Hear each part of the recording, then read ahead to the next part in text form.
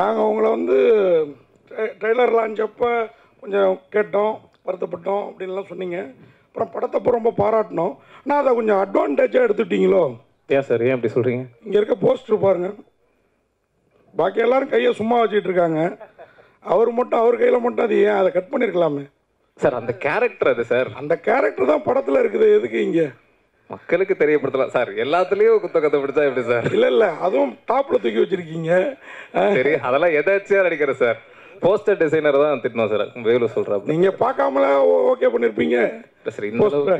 இந்த அளவுக்கு யோசிக்கல. இந்த அட்வான்டேஜ் வேணாம், நீங்கள் நல்ல கருத்தை சொல்கிறீங்க, அது நேரடியாக வந்துடுங்க.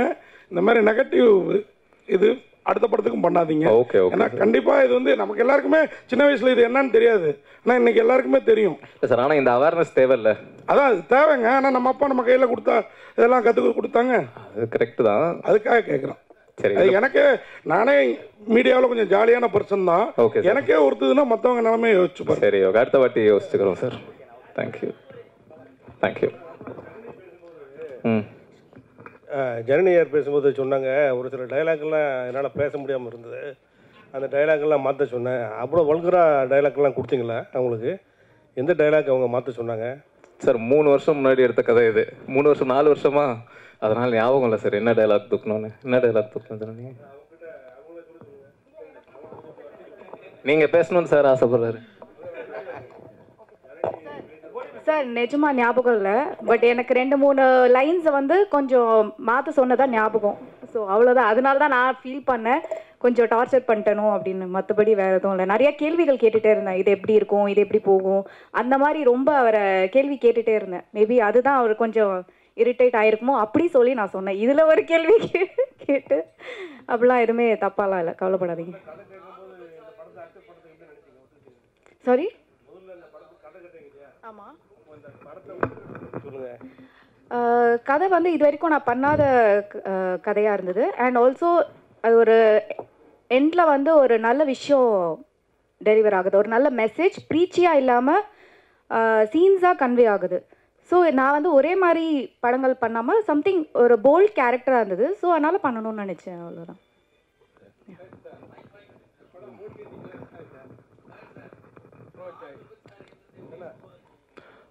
ஆன் விபத் சரியா சார்? ஆமாம் சார். நான் 2012 அந்த மாதிரி ஒரு விஷயத்தை கேள்விப்பட்டேன் சார்.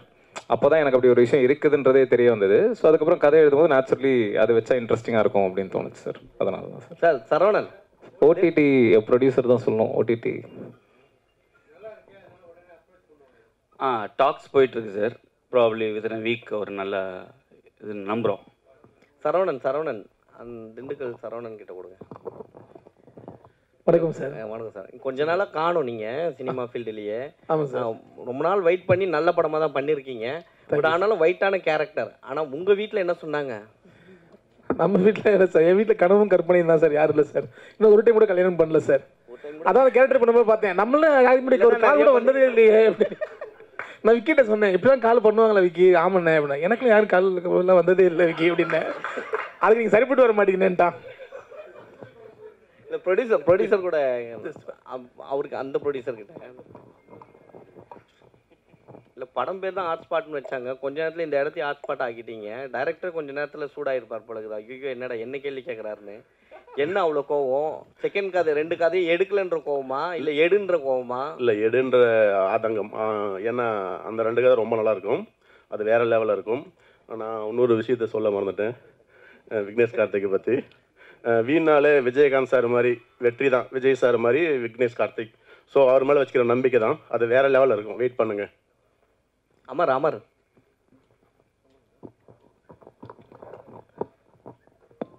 சொல்லுங்க அமர், உங்களது கூட நல்லா தான் இருக்குது போர்ஷன். செமையாக நல்லா பண்ணியிருக்கீங்க. ஜனனி ஐயர் சட்டையை பிடிச்சோன்னு உங்களுக்கு என்ன தோணுச்சு? சட்டையை பிடிச்சா என்ன தோணும்? அதெல்லாம் ஒன்றும் இல்லைண்ணா, அது கேமரா லைட் எல்லாம் இருக்குல்ல, என்ன சாதாரணமாகவே அவங்கள பார்த்தா ஒரு லவ் பண்ணுற ஃபீல் வந்துடும். சரிண்ணே. யாருக்குண்ணே? எல்லாருக்குமே.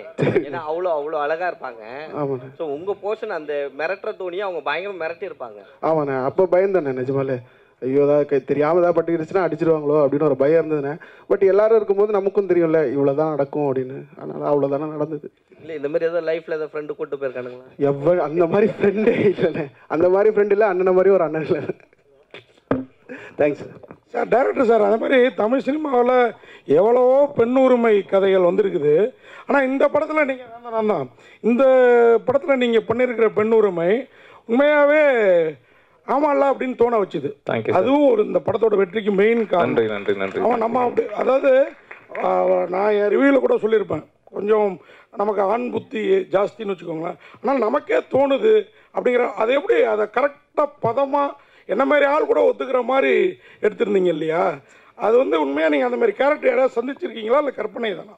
இல்லை சார், எல்லாருமே நானும் வளர்ந்த பீரியடில் ஸ்டார்டிங்கில் அப்படி தான் இருந்திருப்பேன்ல. ஒரு கட்டத்துக்கு அப்புறம் புரிதல் இல்லை இது தப்பு இது சரி அப்படின்னு தோணி அங்கேருந்து மாறுறது தான் சார். ஸோ செல்ஃப் ரியலைசேஷன் தான் மெயின் சார். ஜி அந்த பாட் அதான் அந்த காண்டம் வச்சிருக்க சீன்ஸு, அதுக்கு தக்காளி சட்னின்னு ஏன் தோணுச்சு? உனக்கு வந்தால் ரத்தம் எனக்கு வந்தால் தக்காளி சட்னியா, அந்த ஐடியா தான் சார். அந்த மீன் தான் வச்சு. ஆமாம் அதான் பசங்களுக்குன்னா ஒன்று பொண்ணுக்குன்னா எப்படியா அப்படி இல்லை முன்ன இந்தி படங்களில் இப்போது போல்டாக வர ஆரம்பிச்சிருச்சு. ஸோ அதை தாண்டி இப்போ தமிழில் முதல் படமாக நீங்கள் இதை காமிச்சிருக்கீங்களோ அப்படின்ற மாதிரி தெரியுது. அது அந்த இதுவா சார்? கே பாலச்சந்தர் சார் 40 வருஷத்துக்கு முன்னாடி இதை விட போல்டான படங்கள்லாம் பண்ணிட்டாரு. ஸோ அந்த அளவுக்கு போல்டான்னு தெரில. அவர் எனக்கு ரொம்ப பிடிக்கும். ஸோ ஏதோ நம்ம ஓரளவு, ஏன்னா இந்த படத்தில் ஒரு சீன்ஸ் அம்மாவே காட்டியிருப்பீங்க லாட்ஜில் காட்டுற மாதிரி, அது பெரிய விஷயம். அந்த சீக்வன்ஸே தாங்க முடியாது. ஏன்னா அது அப்புறம் கட் பண்ணி பார்த்ததுக்கப்புறம் தான் நீங்கள் வேறு மாதிரியான இது காமிப்பீங்க. ஸோ அந்த சீன் எடுக்கும் போதே பயங்கர இதுவாக இருந்திருக்குமே, ப்ரெஷர் அதிகமாக இருந்திருக்குமே, இது என்ன பேசுவாங்களோ அப்படின்ற மாதிரி. எனக்கு அந்த ரோட்டில் நடந்த அந்த காமெடி போர்ஷன் இருக்குல்ல சார், அது மட்டும் எனக்கு ஒரு சின்ன டவுட் இருந்தது. இது கொஞ்சம் அப்படி போனாலுமே ரொம்ப என்னடா இதுன்ற ஒரு ஃபீல் வந்துருமோன்ற ஒரு பயம் இருந்தது. ஆனால் எனக்கு ஒரு கான்ஃபிடன்ஸ் இருந்தது. சரி பரவாயில்ல, எனக்கு பிடிச்சிருந்தது, எழுதும் போது ரொம்ப பிடிச்சிருந்தது, பரவாயில்ல அப்படின்னு விட்டேன். ஆனால் ஒருத்தர் கூட அதை ஒரு மாதிரி இருக்குன்னு சொல்லலை. தேட்டரில் பயங்கரமான ரெஸ்பான்ஸ் அந்த சீனுக்கு இருக்குது. ஸோ அதான் சார். பிரதர் ப்ளூ ஷர்ட், நீங்கள் சுபாஷ் முதல் தடவை ஸ்டோரி உங்ககிட்ட சொல்லும் போது இந்த உங்ககிட்ட கதாபாத்திரத்தை எக்ஸ்பிளைன் பண்ணும்போது எப்படி இருந்தது உங்களோட கதாபாத்திரம்? ஷாக்கிங்காக தான் இருந்தது. ஃபஸ்ட்டு ஸ்கிரிப்டாக தான் கொடுத்தாரு, படிச்சுட்டு என்னன்னா பயங்கரமாக இருக்குது. ஏன்னா அது இப்போ எடுத்ததை விட அதோட வெர்ஷன் ரொம்ப பெரிய வெர்ஷன். அது படித்தோன்னா கொஞ்சம் ஷாக்கிங்காக தான் இருந்தது. அதுக்கப்புறம் கேரக்டராக யோசிச்சதுக்கப்புறம் சரி பண்ணலான்னு ஒரு ஐடியா இருந்துச்சு. தலைவா உங்கள் சொல்லுங்கள் சார். ஆமாம் சார்.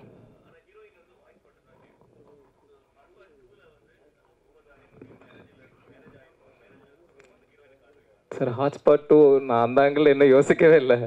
வெறுமனே விட்ட 2 கதை, அது போக 2 கதை அப்படி தான் இருக்குது. இந்த கனெக்டிங் பாயிண்ட் இன்னும் நான் ஆக்சுவலி இந்த படம் முதல்ல பண்ணும்போது தனித்தனியாக 4 கதையாக தான் இருந்தது. சிலுக்கரப்பட்டி மாதிரி தான் இருந்தது. சிலுக்கரப்பட்டி மாதிரி லவ் ஸ்டோரிஸ் மாதிரி தனி 4 கதைகளாக தான் இருந்தது. ரிலீஸ்க்கு ஒரு 40 நாள் முன்னாடி தான் அந்த டைரக்டர் ப்ரொடியூசர் கிட்ட சொல்கிற அந்த கதையை எழுதி கனெக்டிங் பாயிண்ட்டை வச்சு இன்டர்வல் பிளாக் வச்சு அது 40 நாள் முன்னாடி எழுதி அங்கேருந்து ஒரு வாரத்தில் ஷூட்டிங் பண்ணி அதுக்கப்புறம் முடிச்சு டப்புன்னு ரிலீஸ் பண்ணது தான். அது லாஸ்ட் மினிட் ஐடியா தான். ஸோ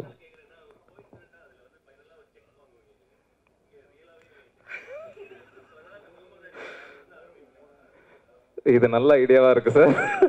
மேபி இதை யூஸ் பண்ணிக்கிறேன். ஆமாம், இந்த கோஇன்சிடென்ஸ் நானும் யோசிக்கல. அது இனிமேல் தான் சார் யோசிக்கணும்.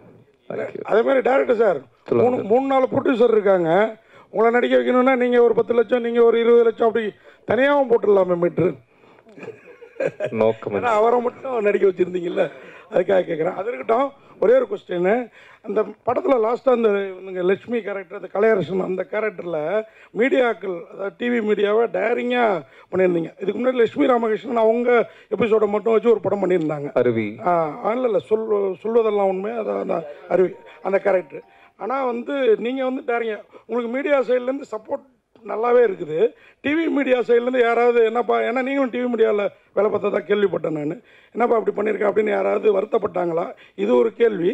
அப்புறம் இன்னொரு கேள்வி, அதையும் கேட்டுறேன் நான், என்னை இதோட முடிக்க சொல்லிட்டாங்க.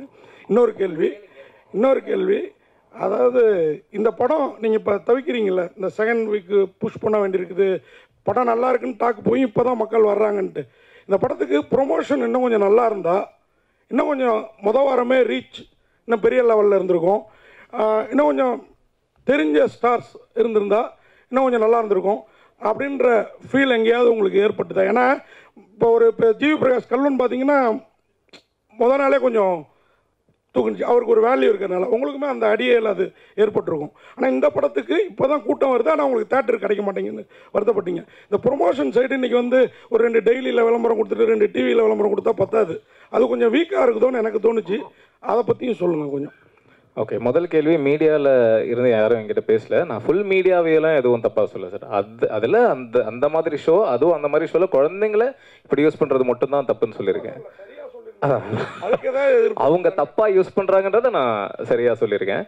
என்கிட்ட யாரும் பேசல சார். ப்ரொமோஷன் வந்து தெரியல சார், நல்லா தான் பண்ணிட்டு இருக்கோம்னு நினைக்கிறேன். அதாவது சின்ன படம், சின்ன ப்ரொடியூசர், அவங்களால என்ன பண்ண முடியுமோ அதை கரெக்டாக. பெரிய ப்ரொடக்ஷன்னா அது டோட்டலாக வேறு. சின்ன படம் சின்ன ப்ரொடக்ஷன் அவங்க ஏற்ற மாதிரி பண்ணிட்டு இருக்காங்க. அண்ட் ஆடியன்ஸ் வந்து நீங்கள் அடியே கம்பேர் பண்ணி சொன்னீங்க. இந்த வாரம் வெள்ளிக்கிழமே ஹவுஸ்ஃபுல் ஆயிடுச்சு எல்லா ஷோவுமே. வெள்ளிக்கிழமையே சாட்டர்டே ஷோ ஹவுஸ்ஃபுல் ஆயிடுச்சு, இப்போவே சண்டே ஷோ ஹவுஸ்ஃபுல் ஆயிடுச்சு. ஸோ அந்த வகையில் பயங்கர ஹாப்பி தான். நான் ஆதங்கமாக என்ன சொல்கிறேன் அப்படின்னா, ஹவுஸ்ஃபுல் எல்லா ஷோவும், நாளைக்கு ஷோ இன்றைக்கே ஹவுஸ்ஃபுல் ஆகுது, ஆனால் ஷோஸ் கம்மியாக இருக்குது. ஆடியன்ஸ் தேட்டருக்கு வர்றதுக்கு அவங்களுக்கு தேட்டரில் ஷோஸே ரொம்ப கம்மியாக இருக்குது. இப்போ லூக்ஸில் 3 மணி ஷோ இருக்குது, அதுக்கப்புறம் ஈவினிங் ஷோ நைட் ஷோ இல்லை. அந்த தேட்டரில் பார்க்கணும், அந்த ஏரியாவில் பார்க்கணும்னு நினைக்கிறவனுக்கு வேறு ஷோவே, அவன் அங்கேருந்து இங்கே ஆம்பா மாலுக்கு வரணும், இல்லைன்னா நைட் ஷோ மெரினா மாலில் இருக்குது, ஓய்மார் மெரினா மாலுக்கு போகணும், வேற எங்கேயும். அதான் ரொம்ப கம்மியான ஷோஸ் இருக்குது. அதை தான் தேட்டர் சைட்லேயும் டிஸ்ட்ரிபியூட்டர் சைட்லேயும் ஷோஸ் கொடுத்தீங்க அப்படின்னா சின்ன படங்கள் சர்வைவ் ஆகும். இது எல்லா சின்ன படம் சார்பாக தான் நான் சொல்கிறேன். படம் நல்லா இல்லைன்ற பட்சத்தில் ஒன்றுமே பண்ண முடியாது. பட் நல்ல டாக் இருக்குது, வேர்ட் ஆஃப் மவுத் நல்லா இருக்குது, மக்கள் வந்து பார்க்குறாங்க, எல்லாமே பாசிட்டிவ். ஷோஸும் ஹவுஸ்ஃபுல் ஆகும்போது ஷோஸ் இன்க்ரீஸ் பண்ணுங்க அப்படின்றதான் ரெக்வஸ்ட்டாக சொல்கிறேன் சார். சொல்லுங்கள் சார். சார், இண்டஸ்ட்ரியிலேருந்து இன்னும் எத்தனை பேர் பார்த்தாங்கன்னு தெரியல. ஸோ அதனால் மஞ்சுபல் வாய்ஸ் கமல் சார் பார்த்து யாராவது அந்த மாதிரி சொல்கிற மாதிரி யாராவது பார்த்து சொன்னாங்கன்னா சந்தோஷமாக இருக்கும். பாலாஜி சக்திவேல் சார் பார்த்தாரு சார். பார்த்துட்டு அவரு ரொம்ப பிடிச்சிருக்குன்னு வீடியோ கொடுத்துருந்தாரு.